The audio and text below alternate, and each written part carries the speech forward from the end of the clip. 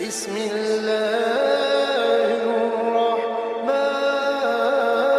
الرحيم.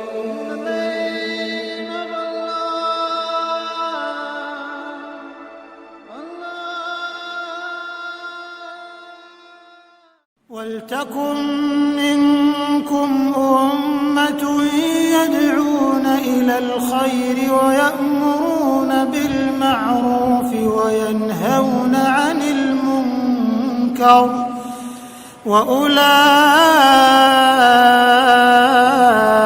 هم المفلحون.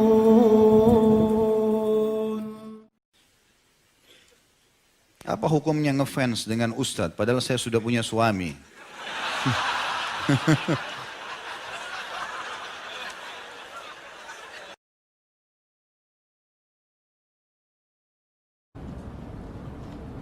Contoh kain sutra yang tidak boleh dipakai laki-laki.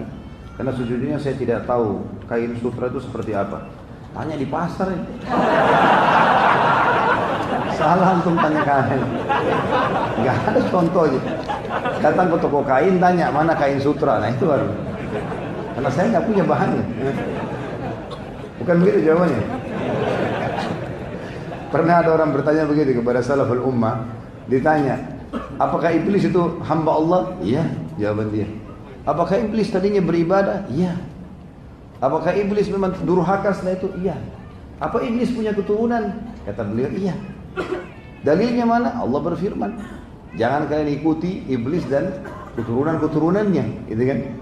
Kemudian, apakah iblis punya istri? Kata beliau, iya. Siapa nama istrinya?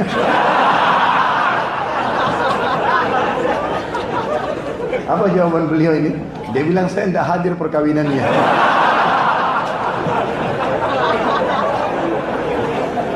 Sudah paham? Sama ini saya juga nggak pegang kain sutra. Jadi datang ke tokonya, insya Allah ditetap.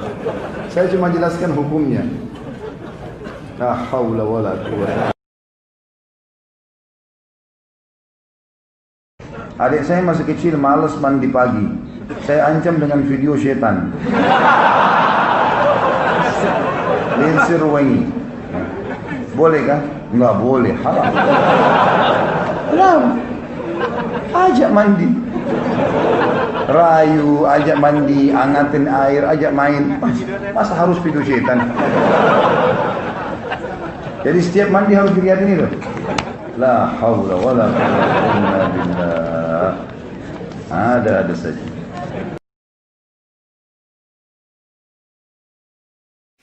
Masa lalu saya kelam, ahli maksiat, tidak pernah sholat, dan hobi dugem. Saya juga mantan pekerja bank. Ingin saya tanyakan, apakah saya harus taubat nasuha atau taubat biasa saja? Tidak ada taubat biasa. Harus nasuha. Bagaimana caranya taubat biasa ini? Apalagi antum Masya Allah tidak sholat, hobi dugem ini segala macam. Ya. Nasuha artinya serius. Ya. Betul-betul meninggalkan, sudah kita jelaskan tadi. Jadi harus taubat nasuha. Yang kedua, apakah harus sholat taubat dan mandi taubat? Kalau mandi saya tidak tahu. Ya. Yang saya tahu ada sholat iya. Tapi taubat nasuha syarat tadi sudah disebutkan Syekh Utsaimin rahimahullah 5 hal. Tidak masuk dalamnya sholat. Tapi memang ada hadis yang menjelaskan tidak ada seorang muslim yang berbuat dosa kecil atau besar, kemudian dia berwudu yang sempurna, lalu dia sholat 2 rakaat, kemudian dia istighfar, kecuali Allah akan ampuni dosanya. Kalau dia ingin sempurnakan dengan itu nggak ada masalah. Tapi tanpa sholat tobat pun insya Allah diterima, asal dia penuhi syarat-syarat tadi.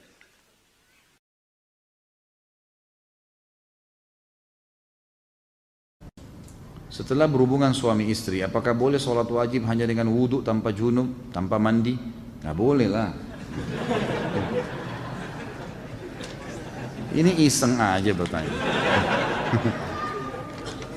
Wajib mandi junub ya akhi.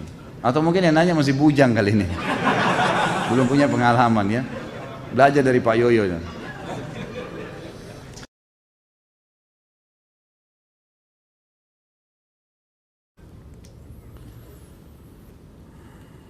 Haruskah kita menundukkan pandangan apabila menonton TV atau membaca majalah? Kalau ana naik motor, ana menundukkan pandangan, ana takut nabrak Ustaz.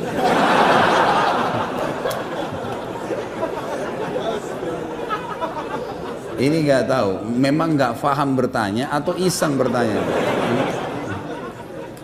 Ya akhi, kalau lagi naik motor lihat jalanan. Ya, lihat setir, tabraklah. Saya juga naik motor gitu kan. Artinya menurunkan pandangan dari yang dilarang. Kan gitu. Menurunkan pandangan, lihat lawan jenis, itu menurunkan pandangan. Tapi kalau lihat jalanan, lihat pohon, lihat isyarat lampu merahnya, jangan turunkan pandangan. Apa hubungannya? Menundukkan pandangan dari yang diharamkan saja. Gitu kan? Kalau yang tidak diharamkan, makanan, minuman, kalau semua antum tunduk, minum pun tunduk, gimana caranya? Nggak mungkin. Makanya saya bilang, ini nggak ngerti benar-benar atau... Ada melihat majalah, ada gambar lawan jenis, langkahilah. Nggak perlu gitu. Sebagian ulama di Saudi misalnya, yang saya tahu dari mereka, itu kalau mereka melihat memang harus pun ada majalah, mereka lihat, kemudian ada sesuatu yang memang senonoh lah, tidak layak dilihat, maka mereka kalaupun itu ada di tempatnya, maka dihapus dengan spidol, mereka coret, atau memang mereka tidak perlu baca lembarannya, dilangkain selesai gitu kan. Atau memang kalau tidak ada hajat, nggak usah dilihat sama sekali, lebih penting begitu. Bagaimana dengan nonton TV misalnya? Tergantung apa yang dilihat di sini. Ulama mengatakan ada hal-hal yang tidak termasuk dalam hal yang dilarang, seperti masalah majelis ilmu. Karena orang kalau ceramah dilihat, orang mau tahu orangnya, maksudnya dia ngomong apa, orang tahu. Di zaman Nabi SAW, Nabi SAW pernah membaiat para wanita, sahabiat, agar mereka tidak melakukan perbuatan-perbuatan zina dan seterusnya. Itu di hadapan Nabi SAW. Mereka duduk. Terjadi pada pembebasan kota Mekah, terjadi pada beberapa titik lah ya, beberapa kejadian. Maka Nabi SAW isi pengajian dan memang dilihat gitu. Itu sesuatu yang terjadi gitu, umum. Di kancah peperangan, Nabi SAW sering kali membawa, tidak pernah kurang dari 20-30 orang sahabiat di setiap peperangan. Dan ada satu orang wanita namanya kalau tidak salah Rufaidah. Rufaidah ini salah satu perawat dikenal sekali di Madinah. Jadi kalau ada laki-laki pun sakit dirawat oleh perempuan ini. Jadi mereka mengobati luka-luka para mujahidin. Nah ini keadaan-keadaan diistithnakan namanya, dikecualikan. Karena memang Nabi SAW membolehkan itu. Dalam majelis ilmu atau dalam pengobatan itu lain. Sekarang ada perempuan mau melahirkan, tidak ada dokter kecuali laki-laki. Maka laki-laki itu harus membantu dia melahirkan. Dia harus lihat auratnya. Itu darurat, pengobatan. Beda hukumnya, gitu kan? Beda, ini beda. Kalau ada perempuan, alhamdulillah lebih baik. Tapi kalau nggak ada, gimana caranya? Ini sudah fatwa umumnya ulama, gitu kan? Jadi memang ada keadaan-keadaan tertentu tidak. Yang tidak boleh khalwat berdua, itu lain. Sekarang ada ustadz duduk berdua sama satu orang jamaahnya perempuan. Konsultasi nggak boleh. Kalau bukan tempat umum boleh. Kalau berdua nggak boleh. Kalau umum misalnya terus ada orang bertanya begini, itu lain. Hukumnya masih umum. Tapi kalau khalwat berdua haram, nggak boleh, jelas. Jadi ini ada pengecualian seperti itu. Sama halnya kalau di TV orang lagi ceramah kita tonton, yaitu nonton ceramah, gitu kan? Itu adalah insya Allah baik dan juga dijaga. Kalau kita merasa memang melihat itu adalah bisa merusak hati kita, jangan dilihat. Gitu. Dengar cukup dengar, gitu kan? Itu sudah cukup.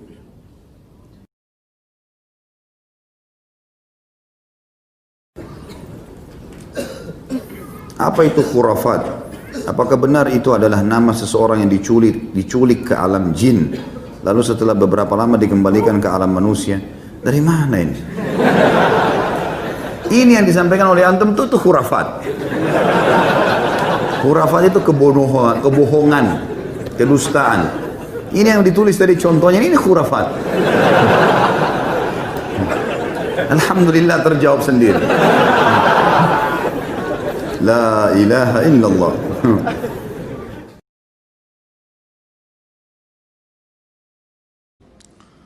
Bagaimana hukumnya berhubungan suami istri saat seorang istri membayar hutang puasa wajibnya di luar Ramadan?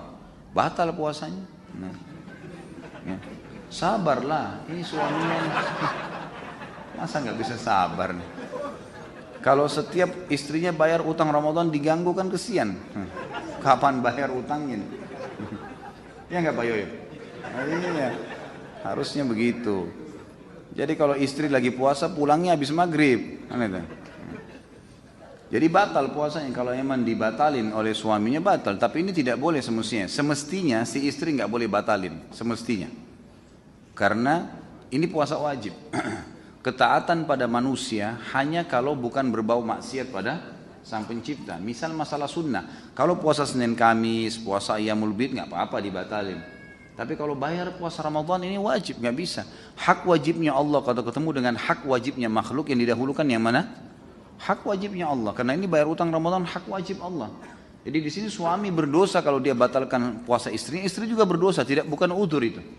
Bukan udzur untuk membatalkan karena hubungan biologis ya. Ini juga nggak masuk dalam rukhsah, nggak ada rukhsah. Masih masuk dalam rukhsah kalau dia musafir malah, gitu kan? Lain kalau suami istri musafir, kemudian mereka membatalkan puasa dengan niat karena safar, maka itu boleh. Tapi nggak boleh direkayasa ya. Jangan nanti gara-gara mau berhubungan biologis kita safar keluar yuk balik lagi. Nah ini nggak boleh. Ya. Tentu di sini kalau dia lakukan, Allahu alam. Pendapat ulama khilaf tentang kalau orang melakukan di bulan Ramadan suami istri maka ada kafarah kan. Selain dia membayar utang Ramadan itu, misal suami istri di siang hari Ramadan berhubungan biologis, batal puasanya. Tidak ada rukhsah, bukan karena safar, bukan karena sakit. Juga bukan karena udzur, gitu kan? Maka kemudian mereka batal puasanya karena berhubungan biologis. Ini selain bertobat kepada Allah, bayar nanti utang Ramadannya di luar Ramadan dan juga kena kafarah. Kafarahnya itu bebasin budak, kalau nggak punya maka puasa 2 bulan berturut-turut, kalau nggak punya maka memberikan makan 60 orang miskin, gitu kan?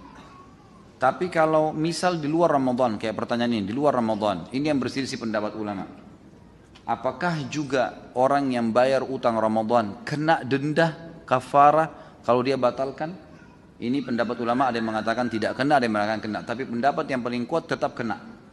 Karena permasalahannya dia sedang melakukan puasa Ramadan walaupun di luar Ramadan. Dan ini masih berhubungan karena Allah Subhanahu wa taala pada saat berfirman, "Fa'iddatun min ayyamin ukhar", gantikan dengan hari-hari yang lain. Ini yang diganti adalah puasa Ramadan. Berarti hukum Ramadan berlaku padanya walaupun di luar Ramadan.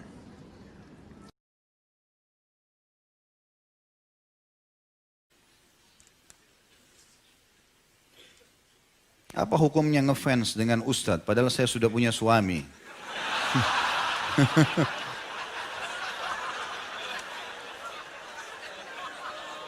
Ini perlu dirincikan, ngefans apa dulu? Kalau yang dimaksud adalah kajiannya, kajian penyampaian ilmunya, gak ada masalah. Tapi kalau fisiknya jangan. Semua muslimah kalau sudah menikah, suamiku adalah rajaku. Sudah selesai. Gak ada lagi haram, tidak ada poliandri. Ya. Gak ada. Hah? Tidak boleh. Ya. Kalau cuma pelajaran yang disampaikan, gak ada masalah. Ya, ilmunya itu gak ada masalah. Mungkin penampilan lalu kemudian berharap suaminya bisa, itu mungkin umum. Tapi kalau sudah menyukai, akhirnya beralih sukanya dari suami kepada orang lain, ini nggak boleh. Hukumnya haram dalam Islam, tidak boleh sama sekali. Karena tidak ada poliandri kan gitu. Kalau poligami boleh laki-laki. Pembelaan kepada sama jenis saya.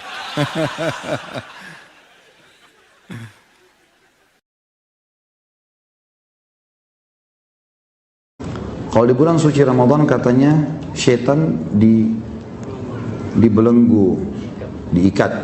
Tapi kenapa saya masih suka tergoda dan khilaf? Seperti batal puasa dan malas tarawih. Karena antum masih temannya syaitan. Syaitan dibelenggu masih bisa tergoda. La haula wala quwata illa billah. Ini sahib. Jangan tergoda. Lawan karena syaitan. Sekarang saja kita bisa lawan syaitan, ya. Karena kan syaitan cuma bisikin ya. Itu perempuan, itu laki-laki, disuruh lihat. Kalau kita nolak, kan dia tidak menjelma depan mata kita dicekik, kamu harus lihat. Apalagi Ramadan tambah lemah dia, gitu. Maksudnya jangan, apalagi sampai batal puasa ini luar biasa. Ya? Jangan batal puasa dan sugestinya, niatnya harus kuat. Biar tidak sahur tetap mampu untuk puasa, gitu kan.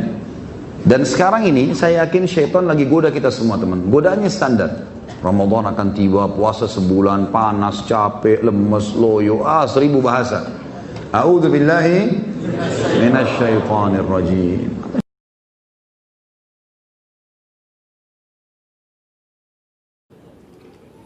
Jika kita menahan buang angin ketika sholat dan angin tersebut masuk lagi.